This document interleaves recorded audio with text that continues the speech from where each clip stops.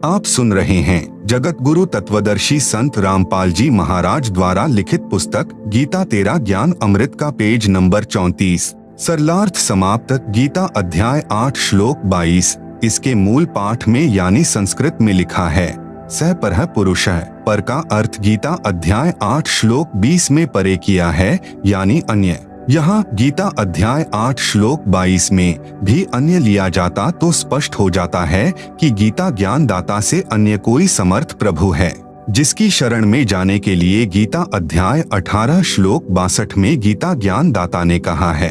उपरोक्त विवरण से सिद्ध हुआ कि गीता ज्ञान दाता ने श्रीमद् भगवत गीता में अनेकों स्थानों पर अपने से अन्य परमेश्वर परम अक्षर ब्रह्म की भक्ति करने को कहा है। उसी से पूर्ण मोक्ष संभव है। जन्म मरण का चक्र सदा के लिए समाप्त हो जाता है।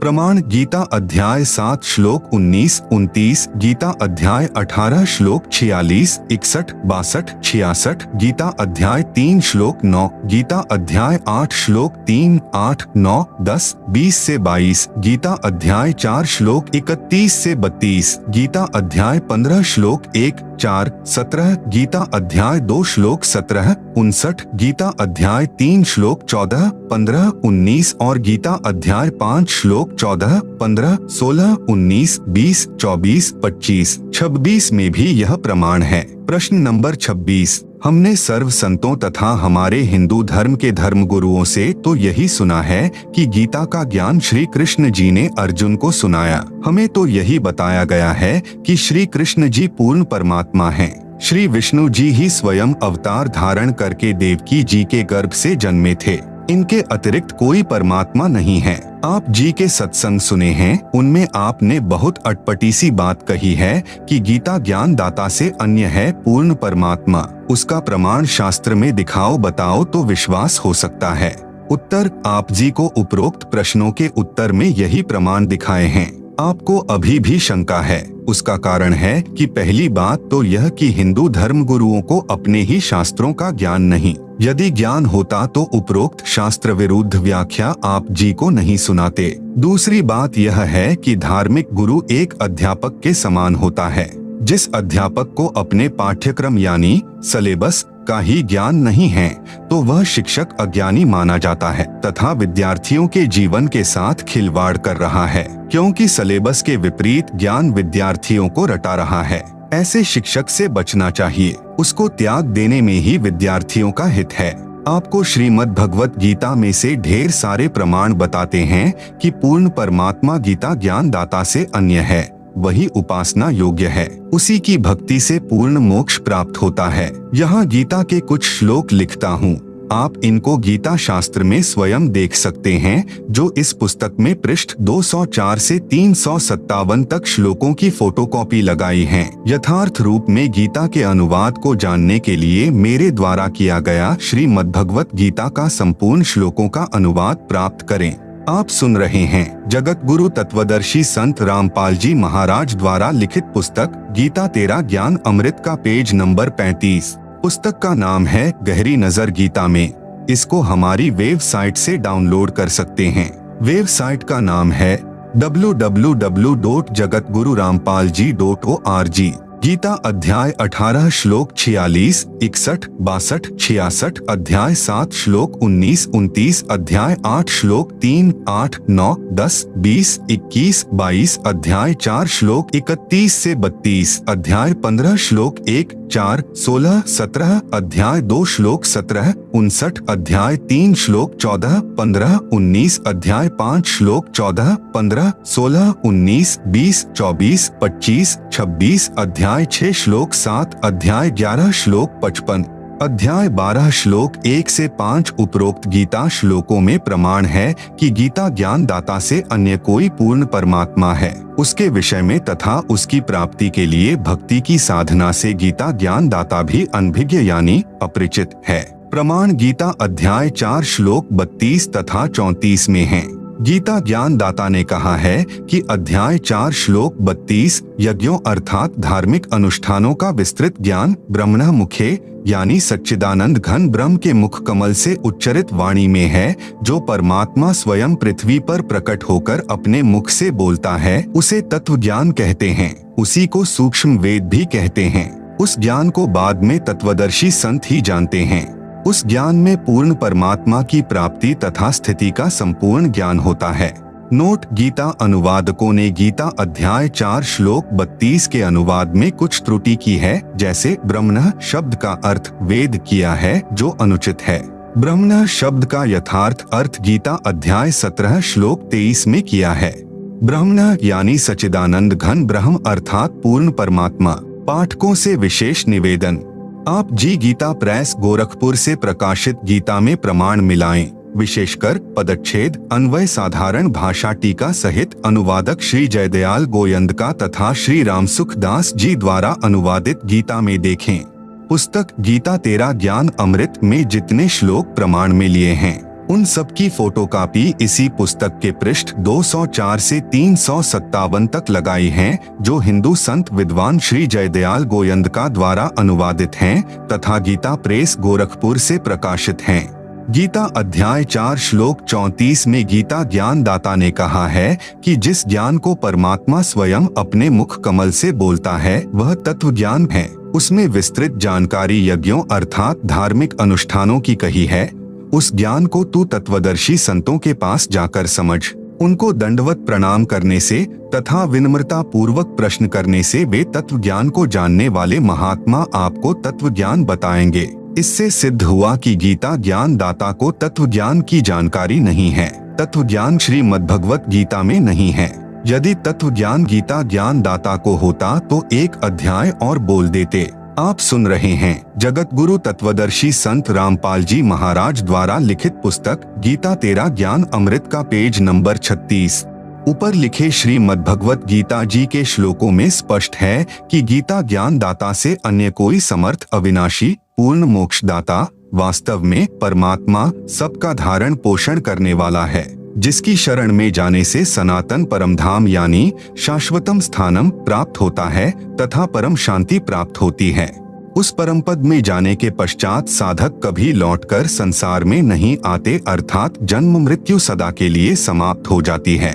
अब उपरोक्त गीता के श्लोकों में से कुछ एक का अनुवाद करके स्पष्ट करता हूँ। गीता अध्याय 18 श्लोक 62 में कहा है कि हे भारत, तू सर्वभाव से उस परमेश्वर की शरण में जा, उसकी कृपा से ही तू परम शांति को तथा सनातन परम धाम को प्राप्त हो जाएगा। हिंदू धर्म के संत मंडलेश्वर धर्मगुरु कहते हैं कि श्री कृष्ण जी अपनी ही शरण में जाने को कह रहे हैं।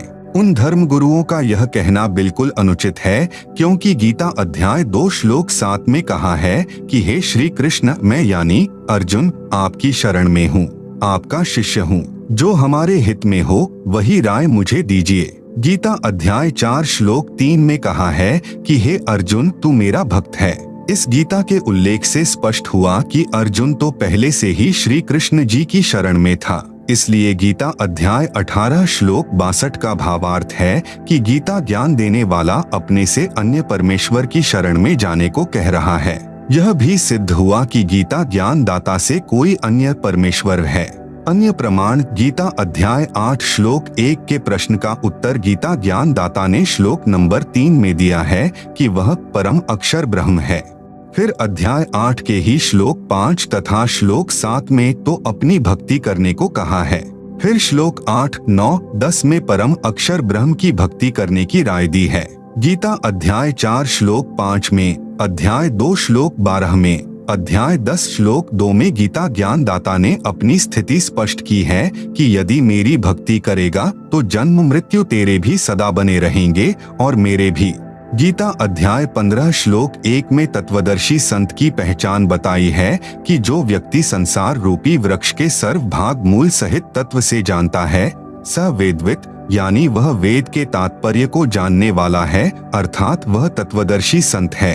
फिर अध्याय 15 श्लोक 4 में कहा है कि तत्वदर्शी संत मिलने के पश्चात परमेश्वर के उस परम पद को खोजना चाहिए, जहां जाने के पश्चात साधक फिर लौटकर संसार में कभी जन्म मृत्यु के चक्र में नहीं आते।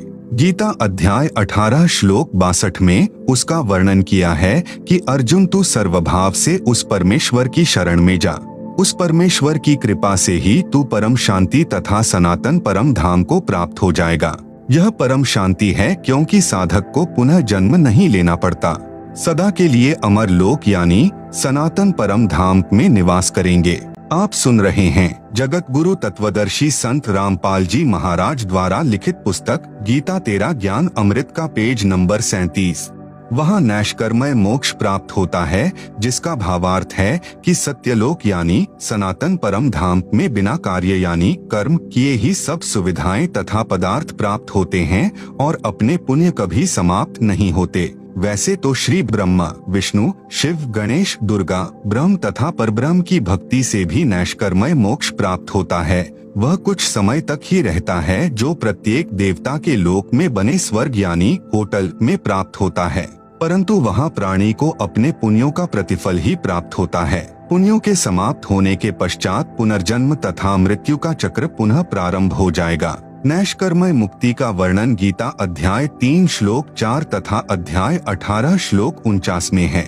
जिस सनातन परम धाम तथा शांति की प्राप्ति के लिए तथा उस परमेश्वर की शरण में जाने के लिए गीता अध्याय 18 श्लोक 62 तथा अध्याय 15 श्लोक 4 में कहा है, वह गीता ज्ञान दाता से अन्य पूर्ण परमात्मा है। गीता अध्याय 8 श्लोक 5 तथा 7 में तो गीता ज्ञान दाता ने अपनी भक्ति करने को कहा है, उससे तो जन्म मृत्यु दोनों की बनी रहेगी। इसलिए फिर गीता अध्याय 8 श्लोक 8, 9, 10 में उस परमेश्वर की भक्ति करने के लिए कहा है, जिसका वर्णन गीता अध्याय 18 श्लोक 62 तथा अध्याय 15 श्लोक 4 में है। फिर गीता अध्याय 8 के ही श्लोक 18 में कहा है। गीता अध्याय 15 श्लोक 16, 17 में 3 पुरुष बताए हैं।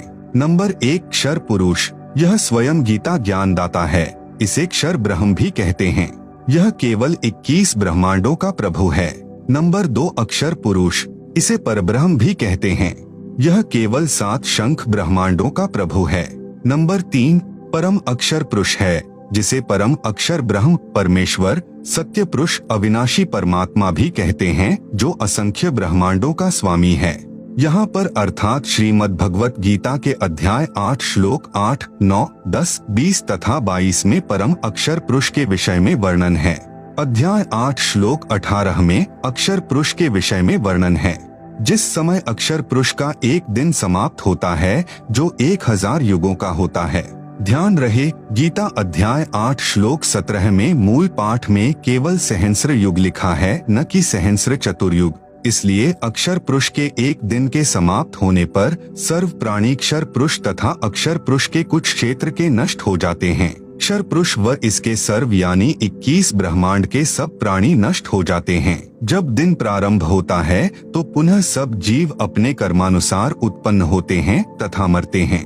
फिर गीता अध्याय 8 के ही श्लोक 20 में कहा है कि परंतु इस अव्यक्त अर्थात अक्षर पुरुष से परह यानी परे जो अन्य सनातन अव्यक्त भाव अर्थात परम अक्षर ब्रह्म है, वह परमेश्वर तो सब प्राणियों के नष्ट होने पर भी नष्ट नहीं होता है। आप सुन रहे हैं जगत गुरु तत्वदर्शी संत रामपाल जी महाराज द्वारा लिखित पुस्तक गीता तेरा ज्ञान अमृत